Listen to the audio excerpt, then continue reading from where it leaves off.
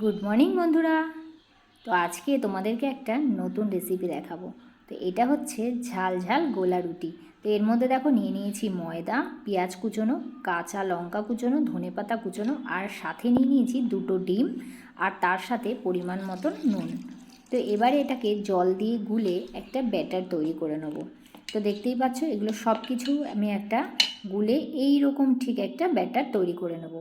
তো যারা মিষ্টি খেতে পছন্দ করেন না, এটা কিন্তু ঠিক তাদেরই জন্যে। আর এতে বেশি তেলও লাগে না, এতে অল্প সামান্য তেল দিয়ে তারপর এই ব্যাটারটা কিন্তু এর মধ্যে দিয়ে দিতে হবে। এতে চাইলে আপনারা আরও অনেক কিছু কুচিয়ে গ্রেট করে দিতে পারেন, তাতে আরও বেশি ভালো লাগবে।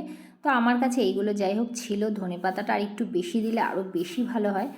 তো হয়ে গেল আমার রেডি। আর একটা ঢাকনা দিলে এইভাবে কিন্তু সুন্দর ফুলে উঠবে। তো আমার এক পাশ হয়ে গেল, আর আরেক পাশটা বেশ ভালো করে এবারে ভেজে নেব। তো দেখতেই পাচ্ছ আরেক পাশটা কিন্তু বেশ সুন্দর হয়েছে। তো এইভাবে আমি প্রত্যেকটা একটা করে হাতার মধ্যে গোল হাতা নিয়ে তার মধ্যে একবার একবার করে দিয়ে সুন্দর করে প্রত্যেকটা গোলা রুটি করে নেব।